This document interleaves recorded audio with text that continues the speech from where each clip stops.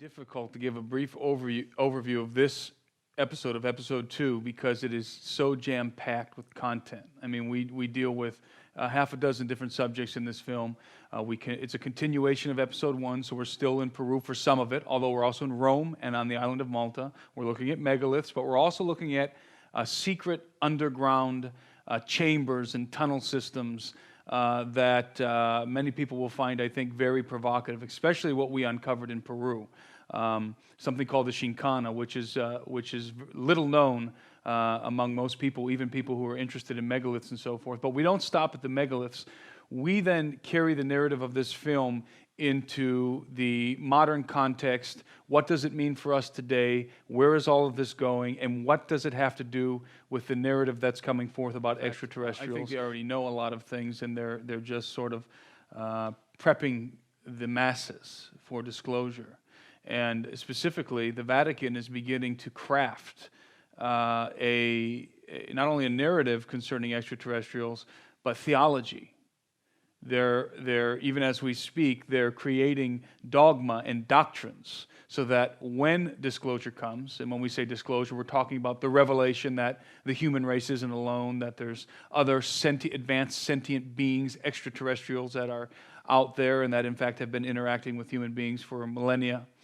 And they are looking for ways and are creating ways to insert this narrative into the pages of Scripture. So they're trying to, and they are, accommodating the extraterrestrial narrative into the pages of the Bible. That's something that's already happening. That's not speculative. They're doing it's not speculative. They're doing it already on the level of the Jesuits, Opus Dei, and other organizations within the Vatican. For exoplanets out there on top of Mount Graham. Exoplanets are, of course, planets that have the potential for extraterrestrial life, and or for biological life. And so this is what they say. This isn't what we say. This is what they say. This is the official. This is the official story coming from the astronomers up there on Mount Graham. And as you said, Tom is in the film. And we have some footage from Tom that I don't think anybody has seen anywhere else. At least I have. They're up there on top of the mountain in conjunction with the University of Arizona and other institutions. But not only are they up there watching the stars, looking for exoplanets, and as we know, expecting the return of something or someone, they were very aggressive in their move to take possession of that particular mountain. And we break this down in our film with Steve Quayle, who's the producer of the film, and Tom Horn and myself, and we're telling you why they were so interested in Mount Graham. And basically, in a nutshell, Mount Graham is one of the holiest sites in the world for the Apache Indians, and the Apache Indians believed that there were entities on Mount Graham, and that Mount Graham was essentially a gate, a portal of some kind. And this is information that both Tom Horn and Chris Putnam revealed in their book, Exo Vaticana, that they wrote together some years ago. And so the information that we've uncovered all over the world in terms of the locations that we visited, from Malta to Rome to Sardinia to various parts of Peru, Bolivia, are all pointing to the same idea, that there is something very interesting that was happening in the prehistoric past of this earth. And when I use the term prehistoric, I'm referring to the antediluvian world, the world before the flood of Noah. There was something very unique, very interesting, and very important happening then, that the occultists of our modern era, at the highest levels of government and secret societies, are trying to resurrect.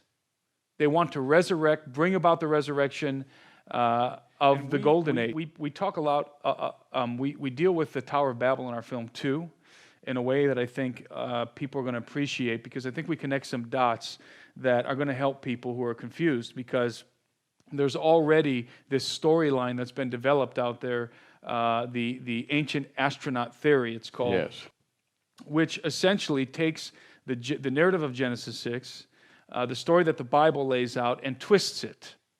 Takes out the biblical context, but keeps some of the same elements. In other words, the gods descended, the aliens descended. In some cases, they believe, certain factions believe, that the aliens created us, that they genetically modified a primitive hominid species on Earth to create the human race. In other words, they integrated their own genes into this hominid species towards the coming of those old ones, as you call them, the return of the gods, the resurrection of the golden age. And again, this is the highest echelon of occult practitioners and the Luciferian elite who know exactly what they're dealing with. They're not looking for exoplanets. They're trying to open the gates through which these entities can come and enter into our dimension and have some level of authority on this planet. 2 films in one. In fact, it was going to be 2 separate films. And Steve Quayle, who's the producer of the film, really felt strongly that we need to combine these 2 together so that people can connect the dots from the megaliths and the antediluvian world to the disclosure of extraterrestrials and the Vatican and everything that's happening in terms of the theology being laid to baptize aliens, to receive them into a biblical context, and they're connected. They're intricately connected one with the other, and that's what we really wanted to lay out. Is I believe one of many underground complexes. It's the only acknowledged underground complex in Malta, though we know there are more. It consists of underground chambers. There's 3 levels of chambers that are connected. There are megaliths on the island of Malta, and we show in our film megaliths that are very, very similar to those that we were documenting in Peru. Wow. Because we believe they have the same origins. In other words, the same makers, the same technology, a ubiquitous technology was in play. In fact, you go way out of your way to prove this is a global technology. Exactly. It didn't happen just in one place. Exactly. And so these megaliths that are on the surface of Malta, which are impressive in size and in their technological skill, the way that they were built. However, they were built with sandstone, so with limestone. They were built out of limestone, so they're much more eroded than the megaliths that you would see in Peru or in Baalbek or in these other places of the earth that are built with basalt and andesite and granite. Yeah. Because limestone is a much softer stone. But what we found is that people weren't connecting the dots. Even the researchers and some of the discovery and history programs that have featured the island of Malta and have looked at the megaliths were not connecting the dots with the other megalithic sites around the world. That these, in fact, are cyclopean edifices that are directly related to the other locations on the earth. Again, in the style that they're built in the size of the blocks and so forth. So, getting back to the hypogeum, what's represented on the surface of the earth in terms of the megaliths is also precisely replicated under the island of Malta. Wow. In other words, these aren't just crude chambers that are burrowed out of the limestone, the bedrock of the island of Malta. These are chambers that are built as exact replicas of what's reflected above the earth. And we believe and prove in our film that's not that idea that mirroring the megalithic constructions that are on the surface under the earth is not exclusive to Malta, because we have proof that the same thing was done in Peru.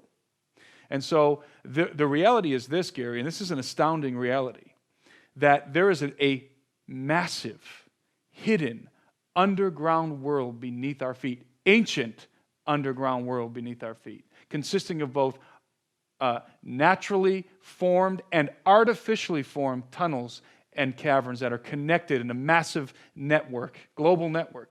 A global network. A global network to that. That's exactly right, because the sensation that I had in the hypogeum, because I went into the hypogeum, we weren't allowed to film, but we were able to acquire footage of the hypogeum. When I was in the hypogeum, I felt it was a very strange, arcane, mystical atmosphere under there. It was, in a word, it felt demonic. Something evil was happening. That was my sensation. In fact, when they opened the hypogeum, and this is something this is a fact that came out. This was a scientific study that was done when they opened the hypogeum. When they first opened it, they found that there were hundreds of skeletons, bones, that were sealed inside of it, and it was discovered on accident. When they were drilling for wells. And the hypogeum, by the way, is just, when you go to the hypogeum, it's just in a very inconspicuous place in the middle of the street. It's just sort of like a side street in the middle of Malta. You'd never know there's anything there. And you just kind of just go into this doorway that looks like a house or something, and there you enter into the hypogeum, which is astounding, because how many more hypogeums exist all over the planet? You're speculating that there are a lot more. Yes, there are. And when and to get back to what I was saying about when they opened this tomb, when they opened the hypogeum, which was sealed like a tomb with hundreds of skeletons, they discovered, and this is on record, discovered some very unusual skeletons among the rest of the skeletons that were entombed there. And some of these skeletons were very, for lack of a better term, alien to a normal human anatomy. We're talking elongated skulls, but very bizarre-looking elongated skulls with really large eye sockets. And we actually have an actual footage of that in our film. A photo in our film. And this is a fact. And there were 6 skulls in particular that actually went on display in the museum in Valletta, in the capital of Malta, that mysteriously went missing. That's the question that everybody wants to know. And of course, not only these strange elongated skull skeletons, but also the bones of giants. It begs the question, where are they going? Where are the bones going? Well, we discover, and this is kind of giving you a tease for our next installment of our series, episode 3. We have discovered that there is an underground black market that deals in the trade of these kind of arcane relics from the antediluvian world, including the bones of giants and unusual humanoid entities, but also the vast treasures that are associated with them. Because many times when these things are discovered, especially the bones of giants, the skeletons of giants, they're discovered with vast amount of gold. Tom Horn actually breaks a lot of that down. He has some amazing insight on the gates of hell and on the idea of portals. And the idea that we can find the existence of portals in the text of Scripture, at least being referenced or alleged. I'm sorry, not alleged, but being suggested that there's portals that when we read one thing, what it's really saying is that they were using pharmakia, sorcery, to open gates, and Tom deals with that in our film, and that's another idea that we find all over the place, connected with. It's another situation that we find directly connected with the megaliths and their builders. Is this idea that they were opening portals, things were coming up, things were coming through, things were going through these portals, and it's always associated with these ancient cultures and megaliths. So it's another theme that we find weaving its way through the Genesis 6 narrative and giants and fallen angels and megaliths and everything associated with it. When I read Revelation 9, I read about an angel sounding a trumpet. And John writes, "And I saw a star fall from heaven to earth, and to him was given the key to the bottomless pit, and he opened the bottomless pit, and there arose a smoke out of the pit." So this, in the Greek, I just happen to know that what this bottomless pit is. It's called phleatros abyssos, which means the well shaft of the abyss. In Greek.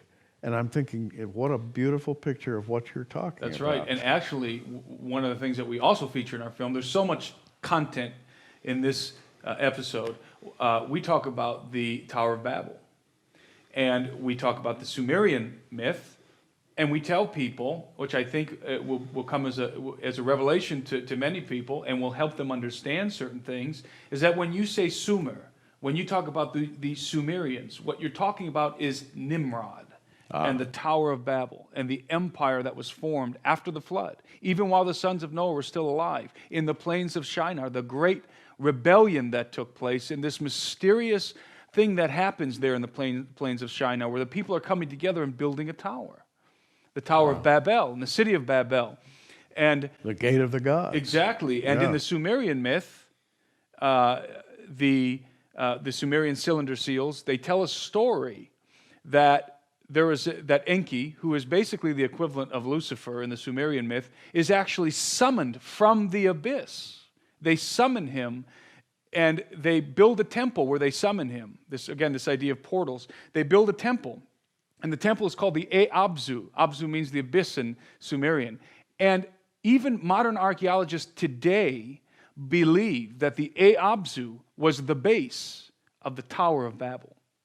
So we have this, when you start to put these pieces together, you get a sense that the tower, what they were doing at the Tower of Babel was much more than just building a very tall edifice.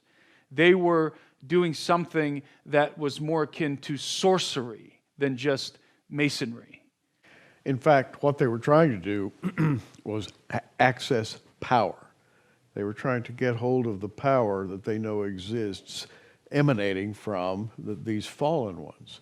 And That's right. I believe that that's still going on today, and I think that's really one of the sub-themes of True Legends It Part is. 2. It is, because There's a group out there right now that's trying to access this ancient power. that's right. They're trying to reassemble the lost knowledge of the Watchers, and that has been the work of the mystery schools and of the occult and the Luciferian elite for many hundreds of years. And you're talking about a society of people at the upper strata Yes, who are well-funded that's right. and who are really and truly serious about what they're doing. And this is a dark brotherhood of individuals who have penetrated into basically every major institution in the world that pulls any kind of real weight in society, obviously including institutions like the United Nations, but also the U.S. government. Also, even Christian organizations have been penetrated by these people.